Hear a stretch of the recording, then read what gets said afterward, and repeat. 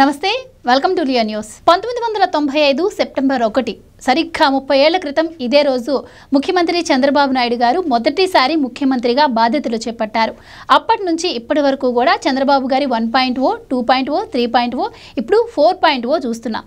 రాజకీయాల్లో ఆయన తీసుకొచ్చినటువంటి సంస్కరణలు, విధానాలు, రాష్ట్రంపై ఆయన చూపించినటువంటి ప్రభావం ఇవన్నీ తెలుసుకుంటూ, అలాగే మరి ఉమ్మడి రాష్ట్ర సీఎంగా పనిచేయడం కావచ్చు, అలాగే విభజిత ఆంధ్రప్రదేశ్ కూడా ఆయన ముఖ్యమంత్రిగా పనిచేశారు. ఈ 30 ఏళ్ల ఆయన రాజకీయ ప్రస్థానం గురించి ఈరోజు డిబేట్లో ప్రస్తావిస్తూ, ముందుగా ఆయనకు శుభాకాంక్షలు తెలుపుకుంటూ ఆయనతో పాటు పనిచేసినటువంటి సీనియర్ జర్నలిస్టులు మన ప్యానెల్లో ఉన్నారు.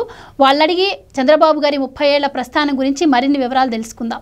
నమస్కారం సార్. నమస్కారం సార్. నమస్తే సార్, సత్యమూర్తి గారు, ఈరోజు ముఖ్యమంత్రి గారు 30 ఏళ్ళు అన్స్టాపుల్గా కంప్లీట్ చేసుకొని ఎలాంటి మచ్చ, ఎలాంటి మరక లేకుండా ఇప్పటికీ యూత్కి ఆయన ఒక రోల్ మోడల్గా నిలుస్తూ రాజకీయాలు చేస్తూ ఉన్నారు. దీనిపై మీ అభిప్రాయం ఏంటండి? అంటే మేము చాలా కాలంగా as a journalist we are observing him.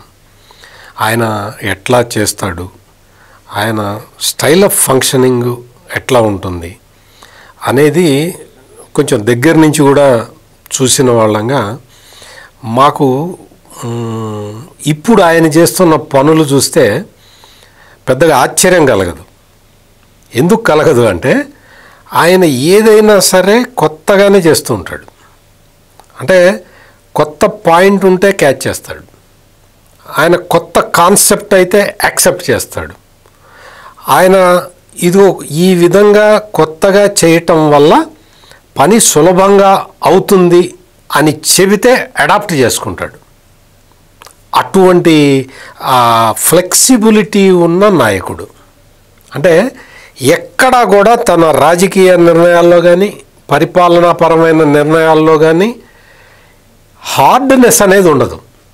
అంటే ఎవరిని, వేరే వాళ్ళని మనసు నొప్పించి మనం ఈ పని చేద్దాము అన్న కాన్సెప్ట్ ఆయనకు ఉండదు. అందరినీ ఒప్పించే నిర్ణయం తీసుకోవాలి, ఇదొక్కటే కాన్సెప్ట్.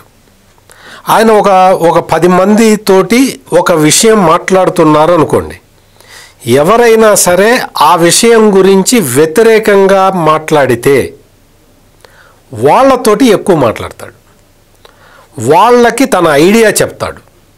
ఆ వ్యతిరేకంగా మాట్లాడిన వ్యక్తిని కన్విన్స్ చేయటానికి ఈయన ఒక 100 మెట్లు కిందకి దిగి మాట్లాడతాడు.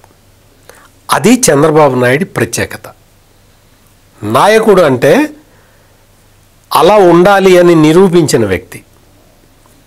నేను చెప్పింది మీరందరూ ఫాలో కావాలి అనే నాయకులు చాలామంది ఉంటారు, కానీ మిమ్మల్ని అందరినీ కన్విన్స్ చేసి నాతో పాటు తీసుకెళ్తాను అనే నాయకుడు చంద్రబాబు నాయుడు. మామూలుగా అంతకుముందు డాక్టర్ మర్రి చెన్నారెడ్డి ముఖ్యమంత్రిగా ఉండేటప్పుడు ఆయన అనేవాడు, ఏంటా నేను చెప్పాను కదా పని ఇంకా కాలేదా అంటే, ఇంకా జీవో రాలేదు సార్ అని ఎవరన్నా ఆఫీసర్ అంటే, నా మాటే జీవో, పో చేయిపో అనేవాడు. అంటే అదొక తరహా. అంటే నేను మర్రి చెన్నారెడ్డిని కామెంట్ చేసేంత గొప్ప వ్యక్తిని కాదు, కానీ మామూలుగా చెప్తున్నా, నా మాటే జీవన పో చేయిపో అనేవాడు. అంటే ఇప్పుడు ఈ మర్రి చెన్నారెడ్డి కాన్సెప్ట్కి క్వైట్ ఆపోజిట్గా చేస్తాడు చంద్రబాబు నాయుడు. అంటే నేను మాట చెప్పిన తర్వాత కూడా సాధ్యాసాధ్యాలు పరిశీలించి జీవో రిలీజ్ చేయాలి అనే కాన్సెప్ట్ ఈయనది. అందుకనే చంద్రబాబు నాయుడు ఏ రోజున కూడా పనిలో అలసిపోడు. పనిలో ఆయన అలసిపోకుండా ఉండటానికి కారణం ఏంటి అంటే, ప్రతి పనిలో కొత్తదనాన్ని వెతుక్కుంటూ ఉంటాడు. కొత్త కాన్సెప్ట్ అంటే ఇంకా దాని వెనక పోతూ ఉంటాడు. అందుకనే ఈ రోజున ఇప్పుడు ఉమ్మడి ఆంధ్రప్రదేశ్లో పరిస్థితులు ఎట్లా ఉండేవి, ఈ రోజున 2 రాష్ట్రాలుగా విడిపోయిన తర్వాత తెలంగాణ రాజధాని అయిన హైదరాబాదు ఏ విధంగా డెవలప్ అయింది, ఇప్పుడు విభజిత ఆంధ్రప్రదేశ్లో అమరావతి ఏ విధంగా డెవలప్ కావటానికి రంగం సిద్ధం చేసుకున్నది, ఈ విషయాలన్నీ ఆలోచిస్తూ ఉంటే ఆయన చెప్పిన మాట పొల్లు పోకుండా అమలు జరిగితే లాభపడేది రాష్ట్ర ప్రజలే. పొల్లు పోకుండా అమలు చేయాలి. అమలు చేసే యంత్రాంగం ఆయన ఏర్పాటు చేసుకోవటంలో ఆయనకి ఎక్కువ టైం పడుతూ ఉన్నది. అట్లా ఒక్కసారి యంత్రాంగం ఏర్పాటు అయిన తర్వాత ఆయన నిర్ణయాలు అట్లా మామూలుగా ఇప్పుడు బుల్లెట్ ట్రైన్ కాన్సెప్ట్ వచ్చింది కదా, ఆ టైపులో ఉంటాయి. అందుకనే హైదరాబాదుని ఉమ్మడి ఆంధ్రప్రదేశ్లో పట్టాల మీదకి ఎక్కిచ్చే వరకు కొంత టైం పట్టినా ఆ తర్వాత బుల్లెట్ స్పీడ్ తోటి వెళ్ళిపోయింది. హైదరాబాద్ ఈ రోజున ఒక సాఫ్ట్వేర్కి డెస్టినేషన్ అయింది. అంత టైం లేదు కానీ అనుభవం ఉంది కాబట్టి హైదరాబాదుని సాఫ్ట్వేర్ రంగంలో అభివృద్ధి పరిచిన అనుభవం ఉంది కాబట్టి ఈ రోజున స్టార్టింగే విశాఖపట్నాన్ని తీసుకెళ్ళి గ్లోబల్ మ్యాప్లో ప్రపంచ చిత్రపటంలో పైన అట్ట నిలబెట్టి వచ్చారు.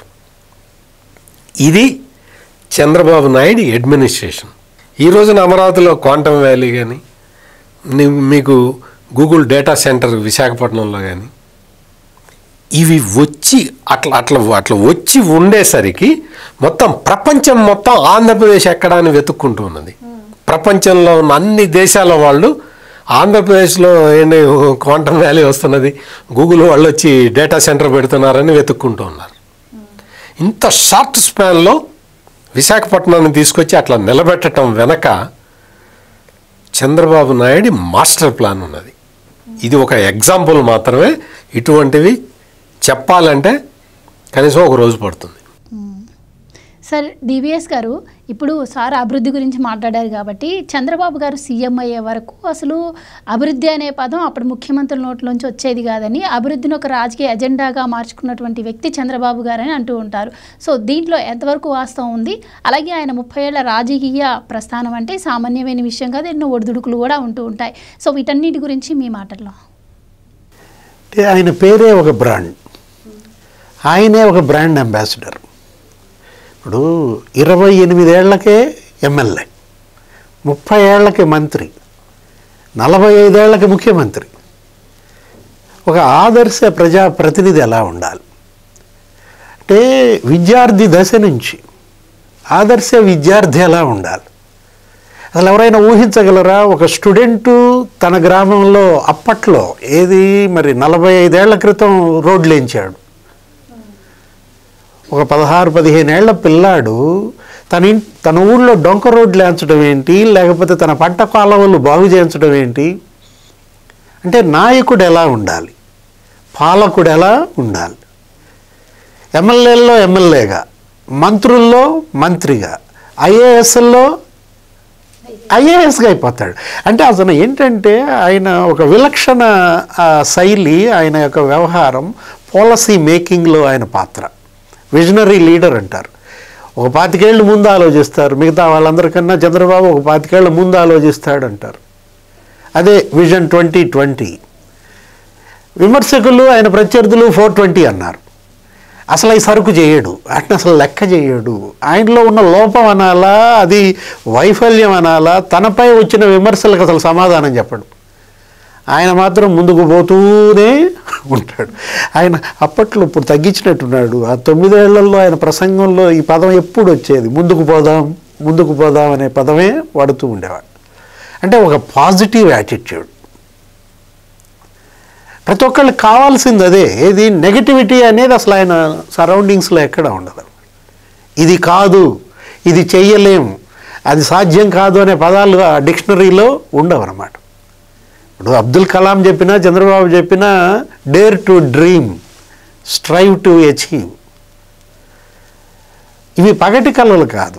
మళ్ళా ఏది భారీ కళలు కనండి, వాటిని సాకారం చేసుకోండి. అంటే పాలసీ మేకింగ్ గురించి మనం మాట్లాడుకున్నాము. వాజ్పేయి ప్రధానిగా ఉన్నప్పుడు ఉమ్మడి రాష్ట్ర సీఎంగా 2 టర్మ్స్ చేశారు. ఏది 1995, 99, 2004 1.0, 2.0. ఆయన ప్రధాని మరి అక్కడ వాజ్పేయి ఉన్నప్పుడు ఈ మొత్తం హైదరాబాద్ అంతా మారిపోయింది. ఏది 6 లేను, ఇప్పుడు ఈ 4 లేను 8 లేన్ రోడ్స్ ఈయన మలేషియాలో చూశారు. చూసి చంద్రబాబు మన దగ్గర కూడా వేద్దామంటే వాజ్పేయి నా దగ్గర డబ్బులు లేవనో ఏదో అన్నట్టున్నాడు. డబ్బులు అవసరం లేదు, ఆలోచన పాలసీ మేకింగ్ అంటూ ఆ PPP అనే ఒక మెథడ్, ఒక పాలసీ తీసుకొచ్చారు. ఇది పబ్లిక్ ప్రైవేట్ పార్ట్నర్షిప్.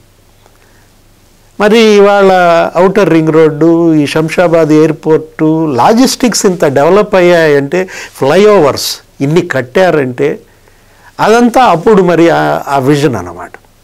ఇప్పుడు పాలసీ మేకర్ అనేది అందుకే అన్నమాట. ఏది అప్పట్లో మైక్రో ఇరిగేషన్, దాంట్లో ఈయన పాత్ర. ఈయనే దానికి కూడా కన్వీనర్గా సురేష్ ప్రభు ఈయన.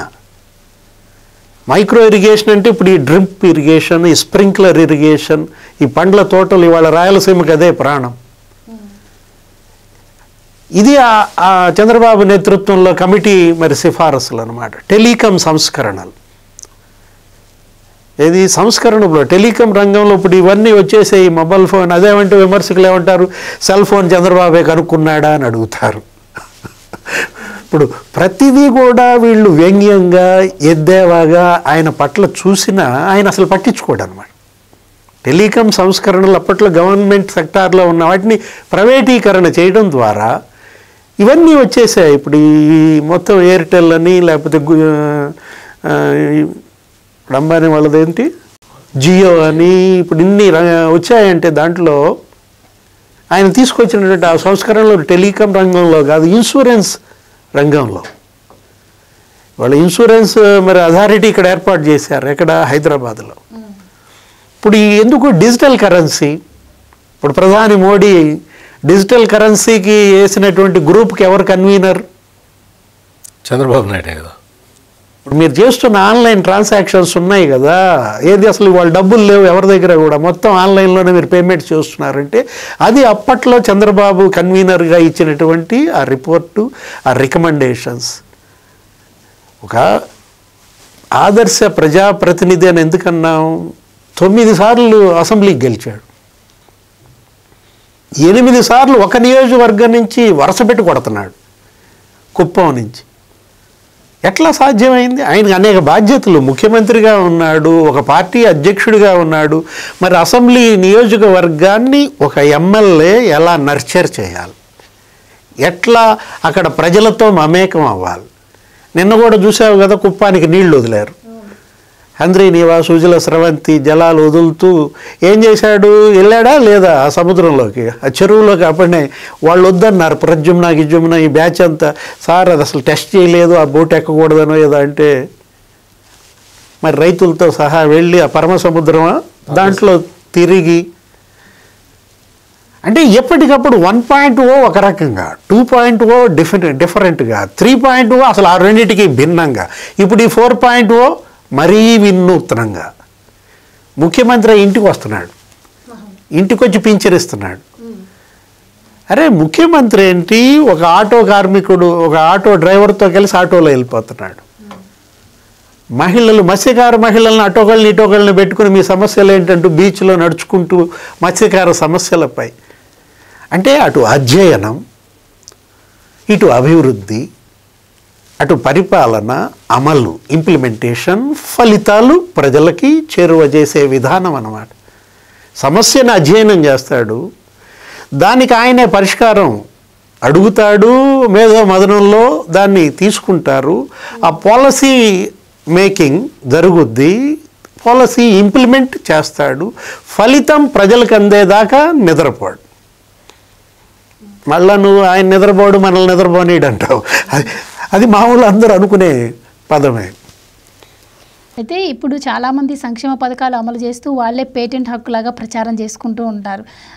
లైక్ మనం చూస్తూ ఉన్నాం, జగన్మోహన్ రెడ్డి గారు నేను బటన్ నొక్కానని అంతసార్లు చెప్పడం. కానీ ఇవే సంక్షేమాలకి సంస్కరణలకు ఆద్యుడు కూడా చంద్రబాబు గారు అని చెప్పి అంటూ ఉంటారు. సో ఆయన తీసుకొచ్చినటువంటి సంస్కరణలు ఇటు విద్యారంగంలో కావచ్చు, వైద్యంలో కావచ్చు, మీరేం చెప్తారు? అంటే ప్రజల వద్దకు పాలన ఇలా చెప్పుకుంటూ పోతే చాలా ఉన్నాయంటారు. సో వాటి వల్ల ప్రజలకు అప్పటి నుంచి ఇప్పటి వరకు జరిగిన మేరేంటి, ఆయన తీసుకొచ్చిన సంస్కరణలు ఏంటి?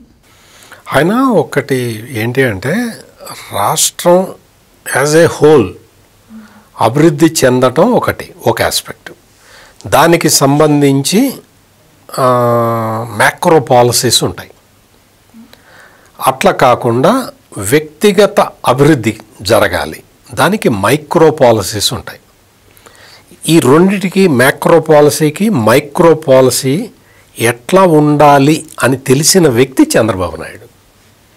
ఈ రెండిటికి తేడా తెలియనివాడు ఇప్పుడు ఇందాక మీరు చెప్పారు కదా అతనికి ఏం తెలుసు, అతనికి ఇటువంటివి ఏం తెలుస్తాయి. అతను వచ్చి చంద్రబాబు నాయుడికి పరిపాలన చేత కాదు రాదు అంటాడు. అందుకని వీళ్ళు అంటే ఈ ప్లానింగ్ అనేది ఇట్ ఈస్ వెరీ ఇంపార్టెంట్. ఒక మనిషి అభివృద్ధి ఎట్లా చెందాలి, ఒక రాష్ట్రం అభివృద్ధి ఎట్లా చెందాలి. ఒక మనిషి అభివృద్ధి చెందాలి అంటే అతనికి ఆర్థిక స్తోమత, దానికి సంబంధించిన నాలెడ్జి ఉండాలి. అంటే విజ్ఞానము, ధనము, ఈ రెండు ఉంటే ఒక మనిషి అభివృద్ధి చెందుతాడు. మరి రాష్ట్రానికి ఏం కావాలి? రాష్ట్రానికి ఏం కావాలంటే ప్రణాళిక కావాలి, ప్లానింగ్ ఉండాలి. ఆ ప్లానింగ్ ఉండి దాని నుంచి ఆ ప్లానింగ్ తోటి ఇన్ఫ్రాస్ట్రక్చర్, మౌలిక సదుపాయాలు కల్పిస్తే రాష్ట్రం అభివృద్ధి చెందుతుంది. అందుకని ఈ రెండు వేరే వేరే సపరేట్ ప్లానింగులు. ఈ ప్లానింగులు రెండు చేయగలిగిన సమర్థుడు చంద్రబాబు నాయుడు. అందుకోసమే ఆయన అంతకు ముందర వ్యవసాయం అప్పట్లో సమైక్య ఆంధ్రప్రదేశ్లో, ఉమ్మడి ఆంధ్రప్రదేశ్ రాష్ట్రంలో రైతులు చాలా ఇబ్బందులు పడుతుండేవాళ్ళు.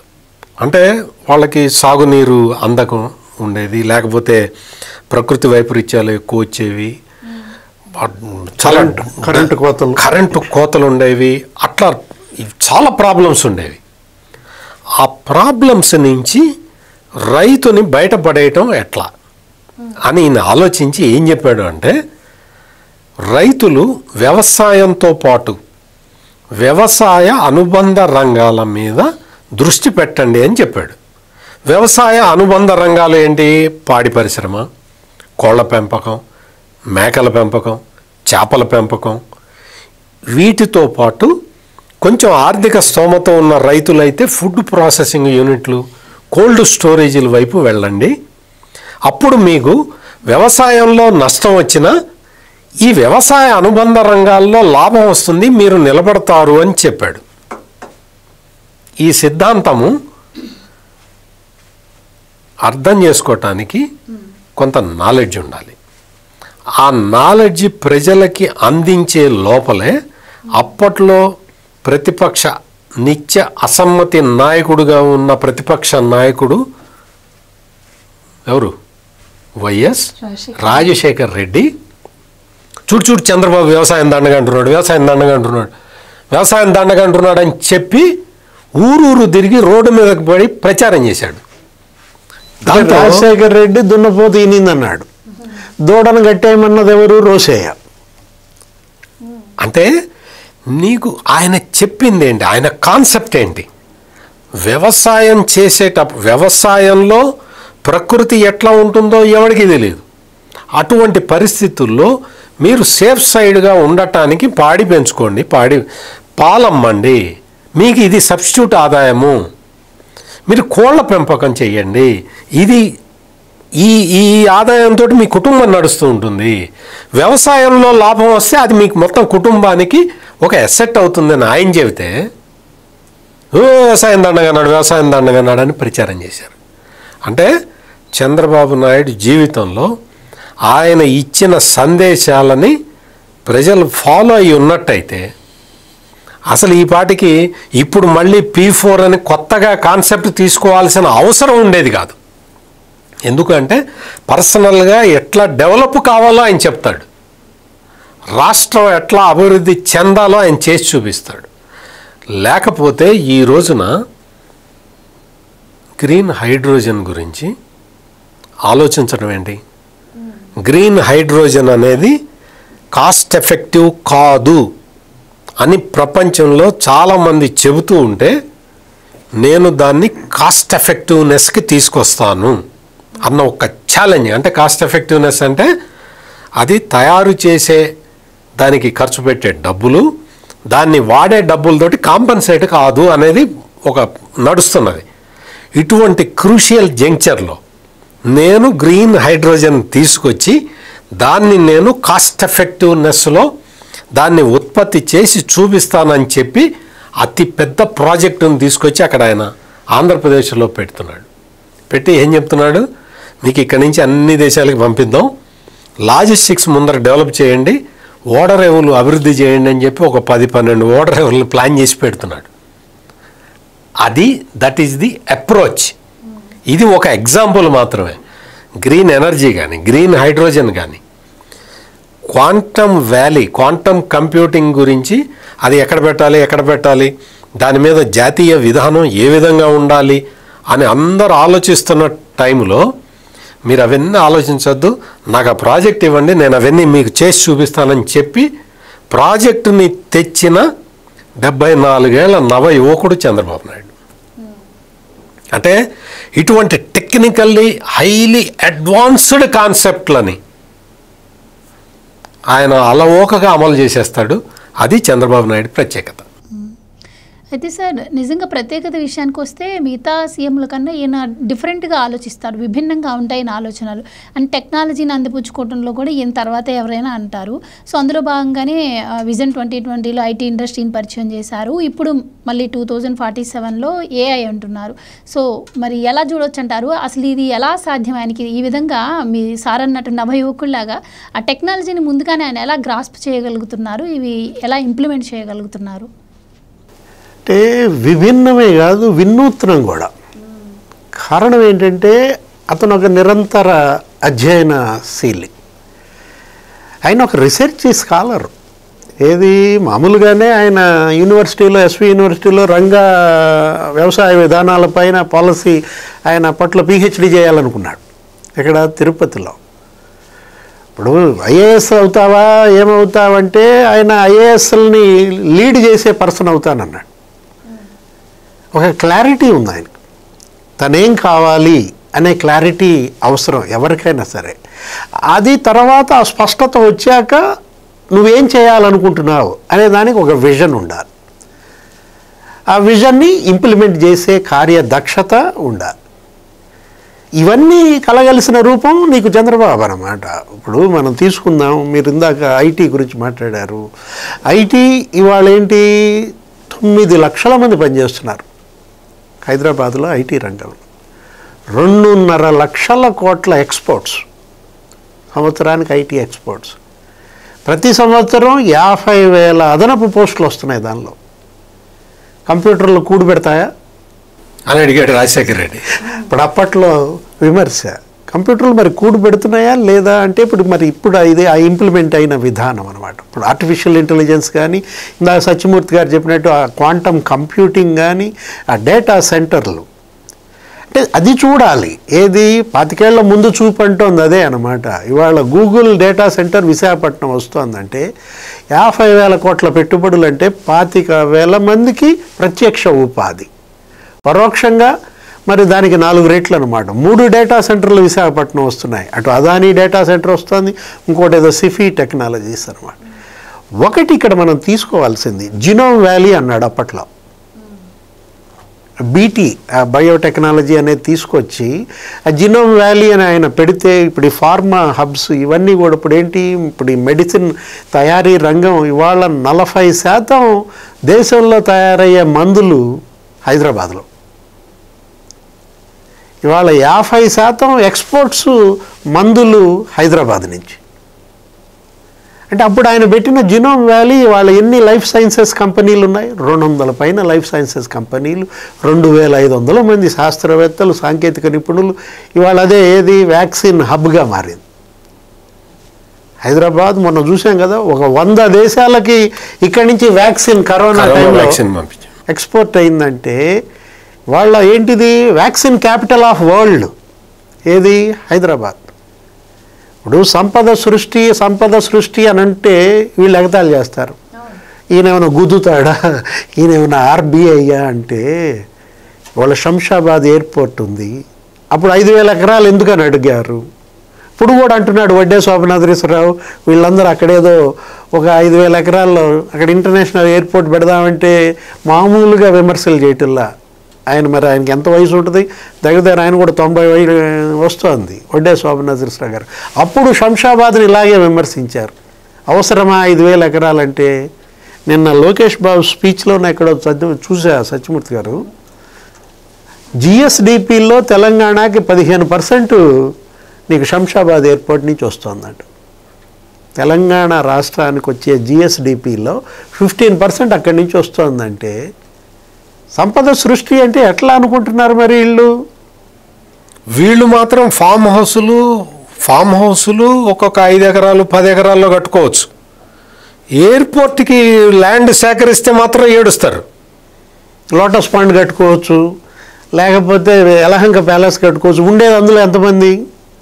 కూతుళ్ళు 2 ఉండేది లండన్లో, ఇక్కడ ఉండేది భార్యాభర్తే. అవసరమా వీళ్ళకి 70,000 చదరపు అడుగుల్లో బిల్డింగులు? అక్కడ తెలంగాణలో కేసీఆర్ పెద్ద ఫామ్ హౌస్ ఉంది కదా, కేసీఆర్కి ఉంది. ఆయన కొడుకు కూడా సపరేట్గా ఉంది కదా జన్వాడ ఫామ్ హౌస్ అంటే అది చూడటానికి వెళ్తేనే రేవంత్ రెడ్డిని అరెస్ట్ చేసింది. అంటే వీళ్ళకి ఫామ్ హౌస్లు కట్టుకోవడానికి స్థలం కావాలి, పెద్ద స్థలం కావాలి. కానీ జనానికి అవసరంలా. జనానికి ఎయిర్పోర్ట్ కడతానంటే అంతెందుకు అంటారు. ఆ వడ్డే శోభనాథరావు కూడా అంతే. అంటే ఇప్పుడు సామాజిక ఆస్తుల సృష్టి ఇదంతా కూడా ఏంటంటే కమ్యూనిటీ అసెట్స్. ఇవన్నీ కూడా వ్యక్తి ఆస్తుల సృష్టిలో ఆ నాయకులంతా ఫ్యామిలీ ఆ కుటుంబ ఆస్తులు పెంచుకోవటంలో, తన వ్యక్తి సంపద పెంచుకోవటంలో వాళ్ళ యొక్క అధికార దుర్వినియోగం, అవినీతి కుంభకోణాలు, ఇప్పుడు జైళ్ళకు పోతున్నారు. ఇక్కడ ఇష్యూ ఏంటి నువ్వు చూడాల్సింది? సామాజిక ఆస్తుల కల్పన. ఇప్పుడు ఇరిగేషన్ ప్రాజెక్ట్స్, ఇప్పుడు పోలవరం అంటే కేంద్రం నుంచి నిధులు ఎలా రాబట్టాలి? అప్పట్లో పనికి ఆహార పథకం అని పెట్టి అప్పుడు గోడ్ హౌస్లో వాజ్పేయి టైంలో ఏదో 1,000 టన్నులు నీకు పుచ్చిపోయే పరిస్థితి బియ్యం. ఈయనకి ఎవరికన్నా వచ్చిందా ఆలోచన? ఆ బియ్యం మాకు ఇచ్చేయండి అన్నాడు. ఇప్పుడు అక్కడ పుచ్చిపోతున్నటువంటి బియ్యం గోడౌన్ల నిండా ఉన్నాయి, మాకు ఇస్తే ఆ బియ్యంతో మేము పనులు చేసుకుంటామన్నారు. అక్కడి నుంచి పుట్టిన పాలసీయే అదొక నేషనల్ పాలసీ కూర్చుంది వర్క్ అనమాట. అంటే ఫుడ్ ఫర్ వర్క్ అంటే పనికి ఆహార పథకం అంటూ తీసుకొచ్చి ఆ బియ్యాన్ని ఏం చేశారు? ఇక్కడికి ఇచ్చి ఇక్కడ అమ్మేసేసి ఆ బియ్యంతో సిమెంట్ రోడ్లు వేశారు ఆ వచ్చిన డబ్బులతో. సీసీ రోడ్లు, జన్మభూమి అనే పథకం. ఇప్పుడు P4 ఎలాగో అప్పుడు కూడా తీసుకొచ్చిన ఆ పథకం జన్మభూమి అనే పథకంలో ఇప్పుడు గ్రామాల్లో మీరు వెళ్ళారనుకో ఇప్పటికి కూడా జన్మభూమి రోడ్డు అంటారు. అంటే అసలు సీసీ రోడ్డు అనేది సిమెంట్తో రోడ్లు వేయటం అనేది అప్పట్లో ఏ విధంగా చంద్రబాబు సామాజిక ఆస్తుల సృష్టి మీద మనం మాట్లాడుతున్నాం. ఇవన్నీ ఆయన ఆస్తులు కాదు కదా. విమర్శ కాదు ఇక్కడ కావాల్సింది ఏంటంటే మంచి చేస్తే అభినందించాలి, అనుసరించాలి. అంతేగాని ఆయన చేసిన మంచిని మనం చెడందాం, దాన్ని ధ్వంసం చేద్దాం అనే పెడపోకడలు ఈ మధ్య ప్రారంభమయ్యాయి. ఆయన రోడ్డు వేసాడా, మనం రోడ్డు తవ్వేద్దాం. ఆయన ఇల్లు కట్టాడా, మనం పాడు పెడదాం.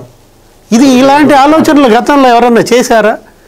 అంటే జనంలో కూడా మీరు కంపారిజన్ ఇప్పుడు ఇళ్ళు కట్టడం తప్ప, టిడ్కో ఇళ్ళు అన్ని గడితే ఎవరన్నా పాడు పెడతారమ్మా? అవును. అయితే సార్ చంద్రబాబు గారు ముఖ్యమంత్రి అయితేనే ప్రతిపక్ష పార్టీలు కుల రాజకీయాలు, మత రాజకీయాలకు తెరలేపుతూ ఉంటాయి. ఆయన చేసే అభివృద్ధిని కూడా వక్రీకరిస్తూ ఒకే ప్రాంతాన్ని అభివృద్ధి చేయాలని చూస్తున్నారు. ఇన్సైడర్ ట్రేడింగ్ అని, లేకపోతే కాంట్రాక్ట్ సంస్థలకు కట్టబెడుతున్నారని రకరకాలు. సో అంటే ఆయన ముఖ్యమంత్రిగా అయినప్పుడే ఈ విధంగా అంటే అవి ఎంతవరకు వర్కౌట్ అవుతాయి? మరి చంద్రబాబు గారు వాటన్నిటిని దాటుకొని ఇప్పుడు ఈ స్టేజ్కి రావడానికి గల కారణాలు? చంద్రబాబు దగ్గర పెద్ద వీక్నెస్ ఏంటంటే ఆయన ఒక ప్రజాస్వామ్యవాది. అంటే ఏంటి అంటే ఆయన ఎవరన్నా విమర్శిస్తే ఆయన ఆగి వింటాడు. దాంతో ఏమైంది అంటే ప్రజాస్వామ్యం కొంచెం ఎక్కువ అవుతుంది కదా, ఎక్కువ డోస్ అవుతుంది. ఎక్కువ డోస్ అయ్యి ప్రతివాడు, తెలిసినవాడు తెలియనివాడు కూడా ఆయన్ని విమర్శిస్తూ ఉంటారు. చంద్రబాబు నాయుడిని విమర్శించటం అనేది ఒక సోషల్ మీడియాలో ఒక ఫ్యాషన్ లాగా ఉంటుంది. అంటే చంద్రబాబు లాంటి గొప్ప వ్యక్తిని విమర్శిస్తున్నాడు అంటే ఈడు కూడా గొప్పోడేమో అని ప్రజలు నా వైపు చూస్తారు అన్న ఆలోచనతోటి చాలామంది చంద్రబాబు నాయుడిని విమర్శిస్తారు. అటెన్షన్ పొందడం కోసం. మీరు చూడండి, మీరు ఎక్కడైనా చూడండి, ఎవడైనా సరే చంద్రబాబు నాయుడు పాలసీలని అనుసరించాల్సిందే, చంద్రబాబు నాయుడిని విమర్శించి పేరు తెచ్చుకోవాల్సిందే. ఇంతకు మించి వేరే రూట్ లేదు, వేరే మార్గమే లేదు. చంద్రబాబు నాయుడు ఆయన ఎన్ని విమర్శలు ఎదుర్కొంటాడో ఆ విమర్శల నుంచి ఆయన తనని ఎవడైతే విమర్శించాడో వాడే మళ్ళీ పొగిడేలాగా చేసుకుంటాడు. ఆ విమర్శకి సమాధానం చెప్పడు ఇమ్మీడియట్గా, తర్వాత అతనే రిపెంట్ అయ్యి మళ్ళీ అతనే వచ్చి చంద్రబాబు నాయుడిని పొగిడేలాగా చేస్తాడు. మీకు ఓ చిన్న ఉదాహరణ, తెలంగాణ అసెంబ్లీలో కమ్యూనిస్ట్ పార్టీ లీడరు చెప్పాడు కదా, ఈయనప్పుడు టూరిజం గురించి మాట్లాడేవాడు చంద్రబాబు నాయుడు అప్పట్లో. కూననేని సాంబశివరావు టూరిజం అంటాడు. ఏందా టూరిజం, మాకు అర్థం కాదు, సావదని చెప్పి మేము అప్పట్లో అన్నాము. ఏ ఇజం లేదు, భవిష్యత్ అంతా టూరిజందే అని చంద్రబాబు నాయుడు చెబితే మేము ఆయన్ని గొడవ చేశాము. ఇప్పుడు చూస్తే ఆయన చెప్పిందే కరెక్ట్ అయింది అని చెప్పి కూననేని సాంబశివరావు తెలంగాణ అసెంబ్లీలో చెప్పాడు. ఇదే కేటీఆర్, కేసీఆర్లు వాళ్ళకి ఏదన్నా అంటే చంద్రబాబు నాయుడిని తిట్టి పైకి వచ్చిన నాయకులు వీళ్ళందరూ వచ్చి వాళ్ళ అవసరానికి మాత్రం చంద్రబాబు నాయుడిని ఎట్లా పోగొడతారో మనం చూసాం. హైటెక్ సిటీ చంద్రబాబు నాయుడు కట్టాడని ఆ కేటీఆర్ ఇప్పటికి 100 సార్లు అన్నాడు, వాళ్ళ నాన్న కూడా అన్నాడు. బయటకు వచ్చి మాత్రం మళ్ళీ చంద్రబాబు నాయుడిని విమర్శిస్తుంటారు. చంద్రబాబు నాయుడు మొట్టమొదటిసారి ముఖ్యమంత్రి అయినప్పుడు అప్పటి రాష్ట్రంలో రాయలసీమ పరిస్థితి ఎట్లా ఉండదు తెలుసా? అనంతపురం ఎడారిగా మారిపోయే స్టేజ్కి వచ్చి ఉన్నది. మొత్తం అంటే డ్రౌట్ ప్రోన్ ఏరియా కాదు, ఇట్ ఈస్ అసలు మొత్తం అదంతా కూడా ఎడారి వాతావరణం రోజు రోజుకి పెరిగిపోతూ ఉన్నది. అనంతపురం జిల్లా, ఉమ్మడి అనంతపురం జిల్లా మొత్తం ఎడారిగా మారిపోతున్నది అని చెప్పి పర్యావరణ నిపుణులు హెచ్చరిస్తున్న రోజులు అవి. ఈయన ఆలోచించి డ్రిప్ ఇరిగేషన్ తీసుకొచ్చాడు. డ్రిప్ ఇరిగేషన్ తీసుకొని వచ్చి అయా డ్రిప్ ద్వారా పంటలు పండించుకోండి అని చెప్పి, అట్లా అప్పటి వరకు ఏంటంటే రాయలసీమ మొత్తం బుడ్డలు అంటారు, వేరుశెనగ తప్ప వేరేది పండించటం తెలియదు. అటువంటి ప్లేస్లో ఈరోజు వెళ్ళి చూసిరండి, మీకు హార్టికల్చర్ హబ్గా రాయలసీమ మారిపోయి ఉన్నది. అదంతా ఇప్పుడు ఈ రోజున మీరు ఉమ్మడి అనంతపురం జిల్లా తీసుకుంటే అసలు ఎడారిగా మారే వాతావరణం ఉండేది అని ఇప్పుడు ఎవరికీ తెలియదు. అటువంటి క్లిష్ట పరిస్థితి నుంచి ఒక్క అనంతపురం జిల్లాని బయటపడేసిన నాయకుడు. ఒక్క అనంతపురం జిల్లానే కాదు, ఈ విధంగా చాలా జిల్లాలని, కడప, చిత్తూరు, మొత్తం అన్ని. చిత్తూరులో అయితే వైట్ రెవల్యూషన్, పాడి పరిశ్రమను ఎట్లా ఏ విధంగా తీసుకొచ్చాడో మనం చూసాం. అంటే ఇవన్నీ కూడా ఆయన చేసే పనులు అటువంటి పనులు. డ్రిప్ ఇరిగేషన్ తీసుకొచ్చి అంతటితో ఆగలే, డ్రిప్ ఇరిగేషన్ తోటి కొన్ని పంటలే పండించవచ్చు, అట్లా కాదని చెప్పి స్ప్రింక్లర్ ఇరిగేషన్ అని తీసుకొచ్చాడు, ఇజ్రాయలీ టెక్నాలజీ తీసుకొచ్చాడు. ఆ తర్వాత 90% సబ్సిడీ, 90% సబ్సిడీ తోటి ఈయన వచ్చినాక అది ఎగ్గొట్టాడు. సబ్సిడీ ఈ జగన్మోహన్ రెడ్డి మొత్తం ఎత్తేసాడు. రెయిన్ గన్లు అనే కాన్సెప్ట్ తీసుకొచ్చాడు. కొన్ని పంటలకి ఏంటంటే ఈ డ్రిప్ ఇరిగేషను, స్ప్రింక్లర్ ఇరిగేషను పని చేయదు. అంటే వర్షం పడ్డ క్లైమేట్ తెస్తే తప్ప పండదు. అటువంటి వాటికి రెయిన్ గన్ టెక్నాలజీ అని తీసుకొచ్చాడు. ఇవన్నీ ఇప్పుడు వాడుకుంటున్నారు చాలామంది. చంద్రబాబు నాయుడు తీసుకొచ్చాడు అని తెలియని వాళ్ళు, గుర్తించని వాళ్ళు కూడా అదే వాడుకుంటున్నారు. తన పేరు చెప్పట్లేదు అని ఆయన ఏ రోజు బాధపడలా, ఏ రోజు బాధపడడు కూడా. ఇంకొకటి, ఇంకా మార్కెట్ ఇంటర్వెన్షన్ స్కీమ్ అని ఒకటి తీసుకొస్తే జగన్మోహన్ రెడ్డి సిగ్గు శరం ఏమీ లేకుండా ఆ పథకం నేనే తెచ్చాను అనుకున్నాడు అని చెప్పుకుంటాడు. జగన్మోహన్ రెడ్డి పుట్టక ముందరే చంద్రబాబు నాయుడు ఉమ్మడి ఆంధ్రప్రదేశ్లో బడ్జెట్లో ప్రొవిజన్ పెట్టాడు. మార్కెట్ ఇంటర్వెన్షన్ ఫండ్ అని ఒకటి తీసుకొచ్చి పెట్టాడు. ధరల స్థిరీకరణ నిధి యనమల రామకృష్ణుడు ఆర్థిక మంత్రిగా తీసుకొచ్చి ప్రవేశపెట్టాడు బడ్జెట్లో. రైతు బజార్లు ఒక్కటేంటి, జీరో బేస్డ్ బడ్జెట్ అని తీసుకొచ్చి కొత్త కాన్సెప్ట్ పెట్టి మొత్తం ప్రాజెక్టులు, నీటిపారుదల ప్రాజెక్టులు పరుగులు పెట్టినాయి. అటువంటి అభివృద్ధి కార్యక్రమాలు చేసే చంద్రబాబు నాయుడికి పరిపాలన తెలీదు అని జగన్మోహన్ రెడ్డి ఇంక మరి ఇతనికి ఏం చెప్పాలి? అంటే సవాళ్లే అతనికి స్నేహితులు. అంటే సంక్షోభంలో అవకాశాలు ఎదుర్కోవటం అనే పదం వినుంటావు, ప్రతి చోట అదే వినపడుతూ ఉంటుందన్నమాట. అంటే ఇప్పుడు విపత్తుల్లో ఒక ఆపద్బాంధవుడు. అరే నీకు తెలుసు ఏది, ఆయన ఎప్పుడు ముఖ్యమంత్రిగా వరదలు వచ్చినా లేకపోతే తుఫాన్లు వచ్చినా ఆయనే ముందుండి మొత్తం యంత్రాంగాన్ని నడిపించడం కాదు, అతనే అందులో ప్రవేశిస్తాడు. అక్కడ తనే ఒక వాలంటీర్గా మారుతాడు. నిన్న కూడా మీరు చూస్తుంటారు బుడమేరు వరదల్లో ఆశ్చర్యపోయారు అంతా. ముఖ్యమంత్రి వెళ్ళి ఇంటింటికి తిరుగుతుంటే ఆ నీళ్లలో ఆయన వెళ్తుంటే మంత్రులు, ఐఏఎస్లు అందరూ ఆయన ఫాలో అవ్వాల్సిందే కదా. అప్పుడు మీరు చూశారు హుద్హుద్ తుఫాన్, అప్పుడు విశాఖపట్నం విలవిలవిలలాడింది. లేకపోతే తిత్లీ తుఫాన్ శ్రీకాకుళాన్ని కంపింపజేసేసింది. అసలు ఆయనే అక్కడికి వెళ్ళి అక్కడ మకాం వేసేస్తాడు. ఎక్కడ శ్రీకాకుళంలో ఉన్నాడా, పండగకు కూడా కుటుంబ సభ్యులను అక్కడికే రమ్మన్నాడు. ఒక్కొక్క మండలానికి ఒక ఐఏఎస్ని ఇన్ఛార్జిగా పెట్టాడు. సాధారణ స్థితులు వచ్చేదాకా, జనజీవనం మళ్ళా పునరుద్ధరించబడేదాకా 10 రోజుల్లో విద్యుత్ స్తంభాలన్నీ నిలబెట్టడం, కరెంట్ ఇవ్వడం, తాగునీరు ఇవ్వడం, వాళ్ళకు కావలసినటువంటి ఆ భోజనాలు, ఆ కూరగాయల పంపిణీ. అది కదా పాలకుడు లక్షణం, అది కదా ఒక ప్రజాప్రతినిధి లక్షణం. విపత్తు వస్తే ఇంట్లో పోయి పడుకునేవాడు నాయకుడు ఎలా అవుతాడు, పాలకుడు ఎలా అవుతాడు? తనే కాదు మొత్తం పార్టీ కార్యకర్తలందరినీ కూడా సహాయక చర్యల్లో పాల్గొనమని ఆదేశిస్తాడు.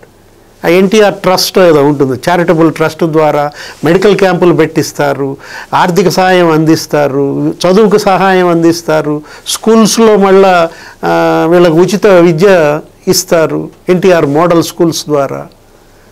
అంటే సామాజిక బాధ్యత. ఏది పరిపాలన అంటే అదొక సోషల్ రెస్పాన్సిబిలిటీ అంతే తప్ప చేయడానికి కాదు. అది దోచుకునే వనరు కాదు, దోపిడీ కాదు పరిపాలన అంటే దోచుకోవడానికి అని మరి వాళ్ళు రుజువు చేశారు. పరిపాలన అంటే ప్రజాసేవకు అని వీళ్ళు రుజువు చేశారు. ఇలాగా పరిపాలనే కాదు, రాజకీయాల్లో కూడా దళితులకు అత్యున్నత పదవులు ఇచ్చింది చంద్రబాబు గారే అంటారు. అలాగే క్రీడా రంగంలో కావచ్చు, సినిమా రంగంలో కావచ్చు, ఆయన తీసుకొచ్చినటువంటి మార్పులు, సంస్కరణలు కూడా గొప్పగా అని చెప్తారు. సో ఆయన అసలు మొత్తం ఆయన విద్యార్థి దశ నుంచి ఆయన చుట్టూతో ఉండేదంతా ఆయన సామాజిక వర్గం ఉండదు. ఎస్వి యూనివర్సిటీలో మొత్తం బీసీలు, ఎస్సీలు, ఎస్టీలు వాళ్ళకి నాయకుడు ఆయన. కాకపోతే ఆయన పైన ఇందా సత్యమూర్తి గారిని అడిగారు, ఏదో కులముద్ర వేస్తారు అంటే ఎలా ఆయన్ని డైల్యూట్ చేయాలి, ఎలా ఆయన అన్పాపులర్ చేయాలి అన్న ఒకే ఒక కుట్ర కోణంతో కులాన్ని ఆపాదించడం తప్ప. ఇప్పుడు మీరు చెప్పారు ఎవరా బాలయోగి, జీవీఎంసీ బాలయోగి, ఆయన మరి లోక్సభ స్పీకర్ అయ్యాడంటే ప్రధాని కూడా లేచి ఆయన అధ్యక్ష అనాలి. ఆయన మరి దేకులం. ఇప్పుడు ప్రతిభాభారతి ఆమె ఇక్కడ అసెంబ్లీలో స్పీకర్గా, ముఖ్యమంత్రే లేచి నుంచుని ఆమెను అమ్మ అనాలి, అధ్యక్ష అని అనాలి. అంటే బీసీ, ఎస్సీ, ఎస్టీ సామాజిక న్యాయం అసలు తెలుగుదేశం పార్టీకి వాళ్లే కదా వెన్నెముక. ఎన్టీఆర్ హయాం కానీ, చంద్రబాబు హయాం కానీ బీసీల పార్టీ అంటారు.